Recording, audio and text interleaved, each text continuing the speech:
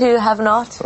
Who are the ones that are out? Jim doesn't have a boyfriend. Jim doesn't. Do you not? Not at the moment. and you're so young, which is a good title for a song, of course. Those songs this year. I mean, What Can I Do? It's just superb, classic. So Young's doing so well. But Dreams, whose idea was it to record Dreams, the Fleetwood Mac one? You see, I remember that first time round. Yeah, that was a tribute album to Fleetwood Mac was being released by our record label Atlantic Records in New York. Yeah. And the A&R guy that signed us put us up for it and put our music forward to Mick Fleetwood, who was executively producing this album, to see what he thought. And so we got a chance to do it, and so we covered it, and then we decided we'd done nothing. I mean, Fleetwood Mac had done such wonders, so classic and brilliant as it was, so we did something different with it. So that's really... You certainly did. You brought that to a whole new audience. And is it fair to say that you are different in your appeal than a lot of the other groups around there? You know, there's so many groups that are clones of other groups, but they're no clones of the Corrs, or the Corrs aren't clones of anybody else. Of each other. Yeah. Well, we did strive early on to come up with a unique sound.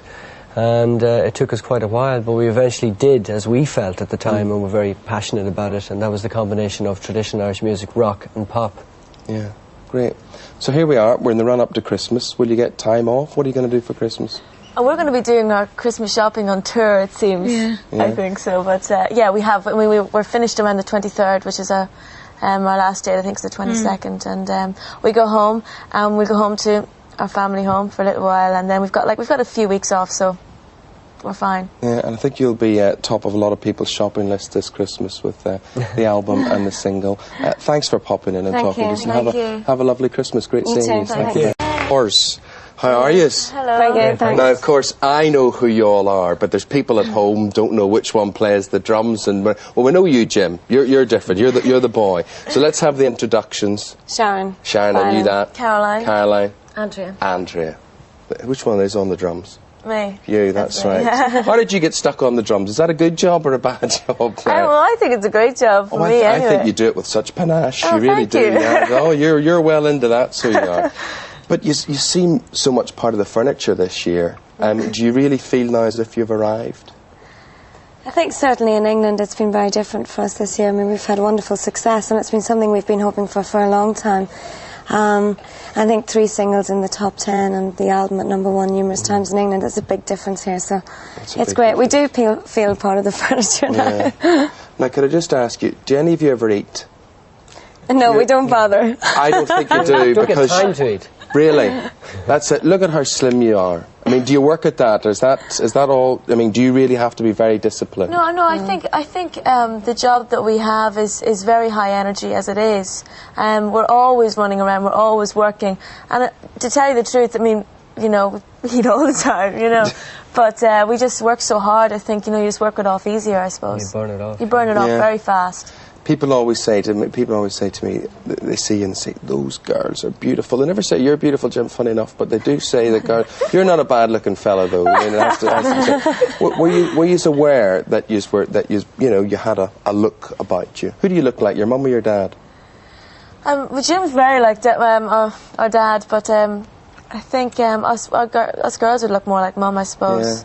It's a mixture, really, you know, it's hard to tell. Yeah. It's hard to tell. Our father has a beard. Yeah. We haven't quite got a beard yet. Now, you're from a town called Dundalk, which is on the east coast of Ireland. It's sort of smack bang between Dublin and Belfast. It's there right in the middle. Now, you've spent so much time touring the world. You're mega famous everywhere. Can you actually go to Dundalk and walk around and lead a normal life now, or not? Yeah. It's certainly one of the places that we can do it all right, and people are so used to seeing us that it's just, you know, we're treated completely as normal. It's great. We just go down to the local pubs, meet with friends, and just relax. So it's like, I suppose it's... And do you still regard Ireland very much as home? Oh, yeah. Yes. Definitely. Oh, definitely. Yeah?